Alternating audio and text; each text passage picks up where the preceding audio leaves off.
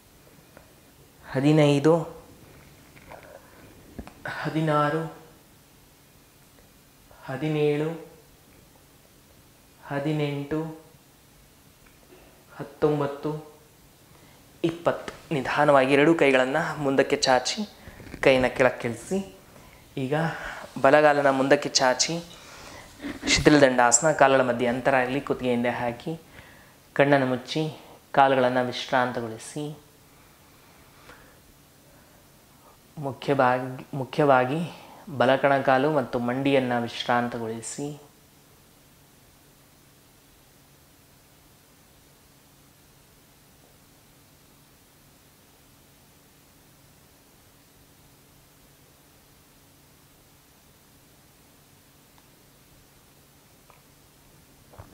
ಹಾಗೆ ನಿಧಾನವಾಗಿ ಕಣ್ಣುಗಳನ್ನು ಬಿಡಿ. ಮತ್ತು ಕಾಲುಗಳನ್ನು ಕೂಡಿಸ್ಕೊಳ್ಳಿ.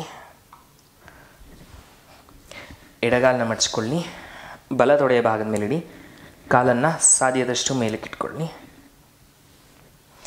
ನಿಮ್ಮ ಬಲ ಹಸ್ತ ಎಡಮಂಡಿಯ ಮೇಲೆ, ಸೊಂಟವನ್ನು ಹಾಗೆ ಎಡಪಕ್ಕಕ್ಕೆ ತಿರುಚಿಕೊಳ್ಳಿ. ಬೆನ್ನನ್ನು ಆದಷ್ಟು ನೇರವಾಗಿ ಇಟ್ಕೊಂಡು ಎಡಗೈಯಿಂದ ನಿಮ್ಮ ಬೆನ್ನನ್ನು ಬಳಸ್ಕೊಂಡು ಆದಷ್ಟು ನಿಮ್ಮ ಕಾಲು ಬೆಲ್ಡನ್ನು ಹಿಡಿಯೋದಕ್ಕೆ ಪ್ರಯತ್ನ ಮಾಡಿ. ಕತ್ತನ್ನು ಎಡಕ್ಕೆ ತಿರುಗಿಸಿರಬೇಕು. ಕಣ್ಣನ್ನು ಮುಚ್ಚಿ ಸಾಧಾರಣ ಉಸಿರಾಟ ಮಾಡಿ. 1, 2, 3, 4,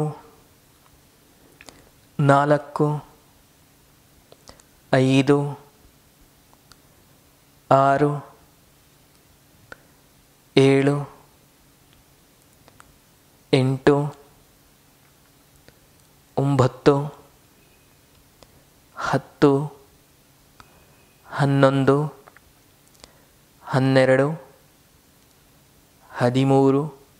11, 12,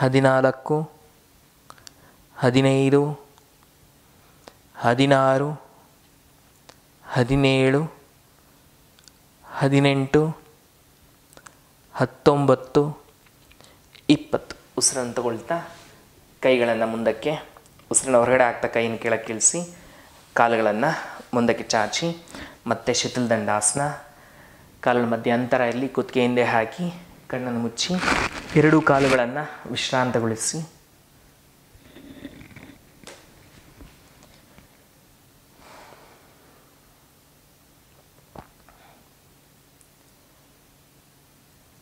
ಹಾಗೆ ನಿಧಾನವಾಗಿ ಕಣ್ಣುಗಳನ್ನು ಬಿಡಿ.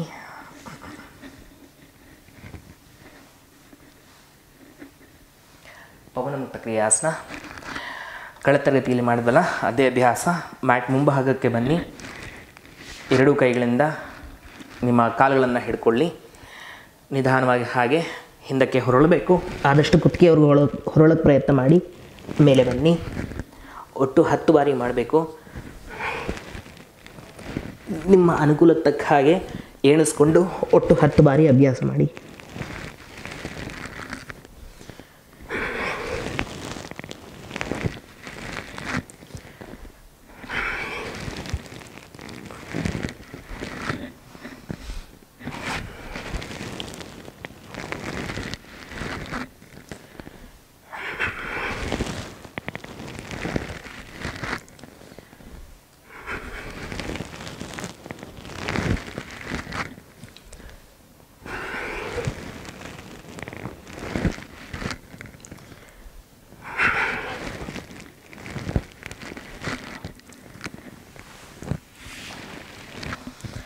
ಹತ್ತು ಬಾರಿ ಆದ ನಂತರ ಹಾಗೆ ನಿಧಾನವಾಗಿ ಮೊಳಕೈಗಳ ಸಹಾಯ ತಗೊಂಡು ಬೆನ್ನಿನ ಮೇಲೆ ಮಲ್ಕೊಂಡು ಬೆನ್ನಿನ ಭಾಗವನ್ನು ವಿಶ್ರಾಂತಗೊಳಿಸ್ಕೊಳ್ಳಿ.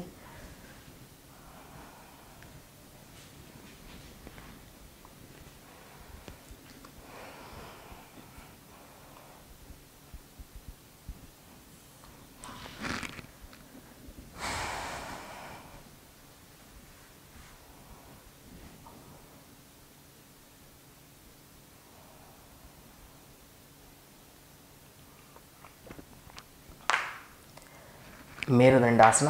ಇವತ್ತು ಮಾಡ್ತಕ್ಕಂಥ ಅಭ್ಯಾಸದಲ್ಲಿ ಕಾಲುಗಳನ್ನು ಕೂಡಿಸ್ಬೇಕು. ಎರಡೂ ಕೈಗಳನ್ನು ತಲೆ ಹಿಂದಕ್ಕೆ ಚಾಚಬೇಕು. ಉಸಿರನ್ನು ಹೊರಗಡೆ ಹಾಕ್ತಾ ನಿಧಾನವಾಗಿ ಮೇಲೆ ಬರಬೇಕು. ಮೇಲೆ ಬಂದು 5 ಅಂಕೆಗಳಷ್ಟು ಈ ಸ್ಥಿತಿಯಲ್ಲಿರಬೇಕು. ಅನಂತರ ಮತ್ತೆ ಹಿಂದೆ ಹೋಗ್ತವೆ.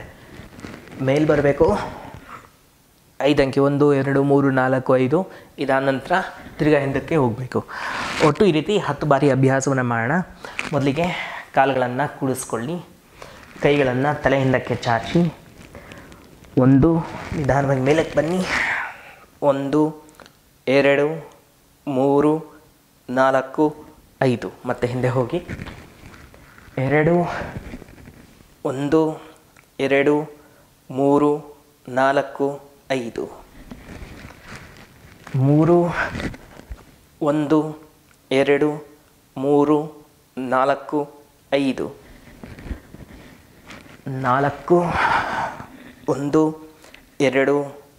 3 4 5, 5 1 2 3 4 5, 6 1 2 3 4 5, 7 1 2 3 4 5, 8 1 2 3 4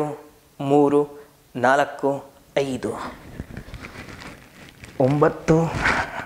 9 1 2 3 4 5, 10. ಮೇಲೆ ಬನ್ನಿ. ಈಗ ಸಾಧ್ಯ ಆದರೆ ಕೈ ಬೆರಳುಗಳನ್ನು ತಲೆಗೆ ತಾಗಿಸೋ ಸ್ಥಿತಿಯಲ್ಲಿರಿ. 10 9 8 7 6 5 4 3 2 1. ಹಾಗೆ ಹಿಂದೆ ಹೋಗಿ ಹೊಟ್ಟೆಯ ಸ್ನಾಯುಗಳನ್ನು ವಿಶ್ರಾಂತಗೊಳಿಸಿ.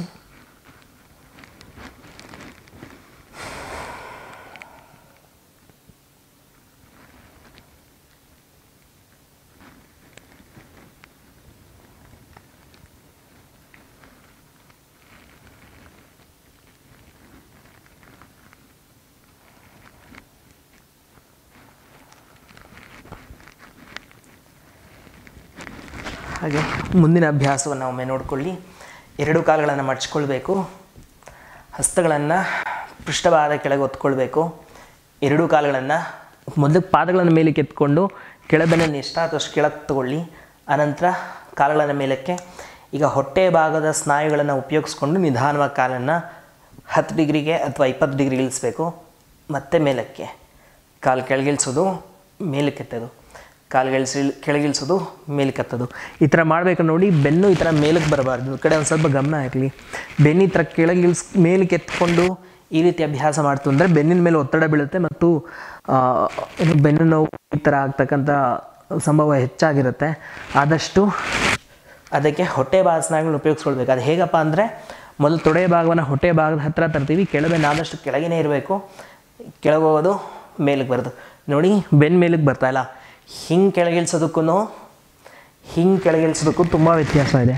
ಬೆನ್ನಿನ ಮೇಲೆತ್ತದೆ ಅಭ್ಯಾಸವನ್ನು ಮಾಡಬೇಕೀಗ. ಒಟ್ಟು 10 ಬಾರಿ ಅಭ್ಯಾಸವನ್ನು ಮಾಡೋಣ. ಪೃಷ್ಠಭಾಗದ ಕೆಳಗೆ ಕೈಗಳನ್ನು ಇಡಿ, ಪಾದಗಳನ್ನು ಮೇಲಕ್ಕೆ ಎತ್ಕೊಳ್ಳಿ, 2 ಕಾಲುಗಳನ್ನು 90 ಡಿಗ್ರಿ, 1 ಕಾಲನ್ನು ಕೆಳಗಿಳಿಸಿ, ಮೇಲಕ್ಕೆ, 2 ಮೇಲಕ್ಕೆ, 3 ಮೇಲಕ್ಕೆ, 4 ಮೇಲೆ, 5 6 7 8 9 10. ನಿಧಾನವಾಗಿ ದೇಹವನ್ನು ವಿಶ್ರಾಂತಗೊಳಿಸಿ.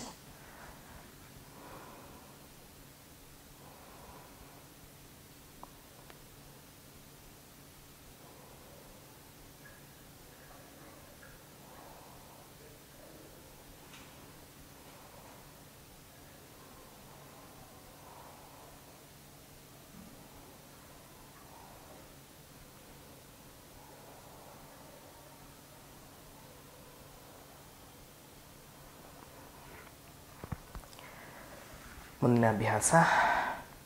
ಈಗ 2 ಕಾಲುಗಳನ್ನು ಮಡಚಬೇಕು. ನಿಮ್ಮ ಪಾದಗಳು ಭುಜ ಸಮಾನಾಂತರವಾಗಿರಲಿ. ಸೊಂಟದ ಪಕ್ಕ ಹಸ್ತಗಳನ್ನು ಇಟ್ಕೊಳ್ಳಿ. ಈಗ ಉಸಿರನ್ನು ತೆಗೆದುಕೊಳ್ಳುತ್ತಾ ನಿಧಾನವಾಗಿ ಸೊಂಟದ ಭಾಗವನ್ನು ಸಾಧ್ಯದಷ್ಟು ಮೇಲಕ್ಕೆ ಇಟ್ಕೊಂಡು ಸ್ಥಿತಿಯಲ್ಲಿರಬೇಕಾಗಿರುತ್ತೆ. ಒಟ್ಟಿಗೆ ಅಭ್ಯಾಸ ಮಾಡೋಣ. ಸೊಂಟದ ಪಕ್ಕ ಹಸ್ತಗಳು, ಉಸಿರನ್ನು ತಗೊಳ್ತಾ ನಿಧಾನವಾಗಿ ಸೊಂಟದ ಭಾಗವನ್ನು ಮೇಲೆ ಕೆತ್ತಿ ಸ್ಥಿತಿಯಲ್ಲಿರಿ.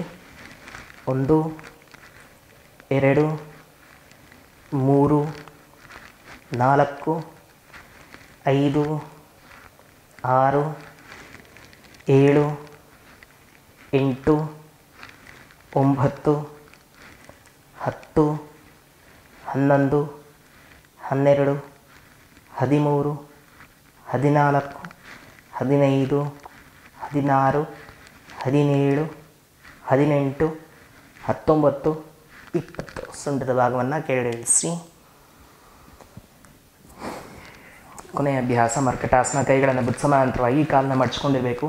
1 ಕಾಲನ್ನ ಬಲಪಕ್ಕಕ್ಕೆ ತಿರುಗಿಸಿ, ಕತ್ತನ ಎಡಕ್ಕೆ. 2 ಕಾಲು ಎಡಪಕ್ಕಕ್ಕೆ, ಕತ್ತನ ಬಲಕ್ಕೆ. 3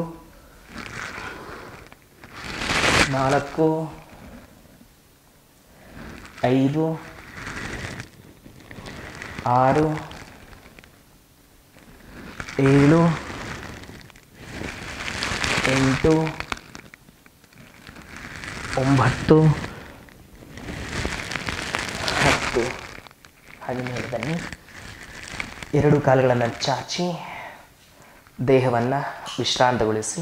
ಕಾಲುಗಳ ಮಧ್ಯೆ ಅಂತರ ಇರಲಿ, ಕೈಗಳು ದೇಹದಿಂದ ಸ್ವಲ್ಪ ದೂರ ಇರಲಿ, ಹಸ್ತಗಳು ಮೇಲ್ಮುಖವಾಗಿರಲಿ. ಕಣ್ಣನ್ನು ಮುಚ್ಚಿ ನಿಮ್ಮ ಸಂಪೂರ್ಣ ದೇಹ ಹಾಗೂ ಮನಸ್ಸನ್ನು ವಿಶ್ರಾಂತಗೊಳಿಸಿಕೊಳ್ಳಿ.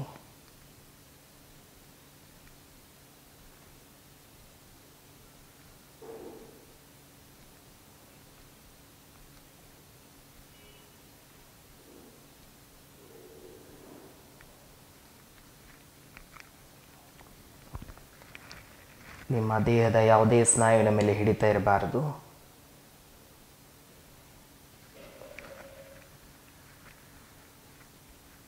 ನಿಮ್ಮ ಸಂಪೂರ್ಣ ದೇಹ ಹಾಗೂ ಮನಸ್ಸು ವಿಶ್ರಾಂತಿಯುತವಾಗಿರಲಿ.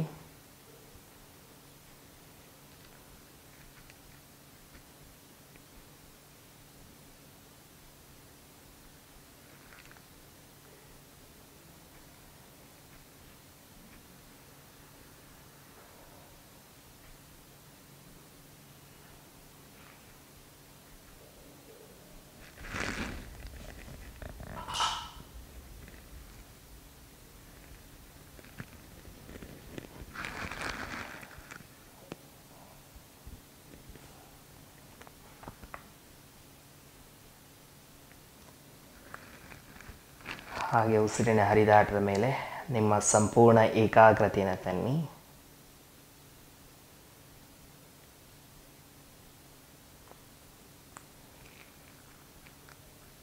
ಅತ್ಯಂತ ಜಾಗ್ರತೆಯಿಂದ ಒಮ್ಮೆ ದೀರ್ಘವಾಗಿ ಉಸಿರನ್ನು ತೆಗೆದುಕೊಳ್ಳಿ.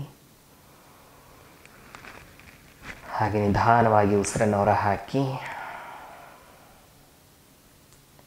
ಅತ್ಯಂತ ಜಾಗೃತಿಯಿಂದ ನಿಧಾನವಾಗಿ ಕಾಲಿನ ಬೆರಳುಗಳಿಗೆ ಚಲನೆಯನ್ನು ಕೊಡಿ. ಕಣಕಾಲುಗಳಿಗೆ ಚಲನೆಯನ್ನು ಕೊಡಿ. 2 ಕಾಲುಗಳಿಗೆ ಚಲನೆಯನ್ನು ಕೊಡಿ. ಕೈಯಿನ ಬೆರಳುಗಳಿಗೆ ಚಲನೆಯನ್ನು ಕೊಡಿ. ಮಣಿಕಟ್ಟು 2 ಕೈಗಳಿಗೆ ಚಲನೆಯನ್ನು ಕೊಡಿ. ಕತ್ತನ್ನು ನಿಧಾನವಾಗಿ ಬಲಪಕ್ಕಕ್ಕೆ ಹೊರಳಿಸಿ. ಅಷ್ಟೇ ನಿಧಾನವಾಗಿ ಕತ್ತನ್ನು ಎಡಪಕ್ಕಕ್ಕೆ ಹೊರಳಿಸಿ. ಕುತ್ತಿಗೆಯನ್ನು ಸಾಧಾರಣ ಸ್ಥಿತಿಗೆ ತನ್ನಿ. ನಿಧಾನವಾಗಿ ಕಾಲುಗಳನ್ನು ಕೂಡಿಸ್ಕೊಳ್ಳಿ. ಕೈಗಳನ್ನು ದೇಹದೆಡೆಗೆ ತನ್ನಿ. ಬಲಗೈಯನ್ನು ಮಾತ್ರ ತಲೆಯಿಂದಕ್ಕೆ ಚಾಚಿ ಎಡಹಸ್ತವನ್ನು ಹೊಟ್ಟೆ ಭಾಗದ ಮೇಲಿಡಿ. ನಿಧಾನವಾಗಿ ಎಡಗಾಲನ್ನು ಮಡಚಿ ಹಾಗೆ ಬಲಪಕ್ಕಕ್ಕೆ ಹೊರಳಿ ದೇಹವನ್ನು ವಿಶ್ರಾಂತಗೊಳಿಸಿ.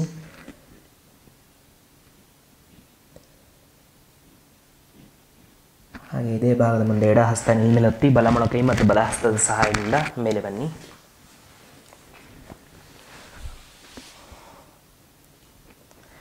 ಹಾಗೆ ಬೆನ್ನನ್ನು ನೇರವಾಗಿ ಇಟ್ಕೊಂಡು ಕಣ್ಣುಗಳನ್ನು ಮುಚ್ಚಿ ಈಗ ಒಮ್ಮೆ ಓಂಕಾರ ಮತ್ತು 3 ಬಾರಿ ಶಾಂತಿಯನ್ನು ಉಚ್ಚಾರ ಮಾಡುತ್ತಾ ತರಗತಿಯನ್ನು ಮುಕ್ತಾಯಗೊಳಿಸೋಣ. ಹಾಗೆ ನಿಧಾನವಾಗಿ ನಮಸ್ಕಾರ ಸ್ಥಿತಿ. ಒಮ್ಮೆ ದೀರ್ಘವಾಗಿ ಉಸಿರನ್ನು ತೆಗೆದುಕೊಳ್ಳಿ. ಓಂ ಶಾಂತಿ ಶಾಂತಿ ಶಾಂತಿ.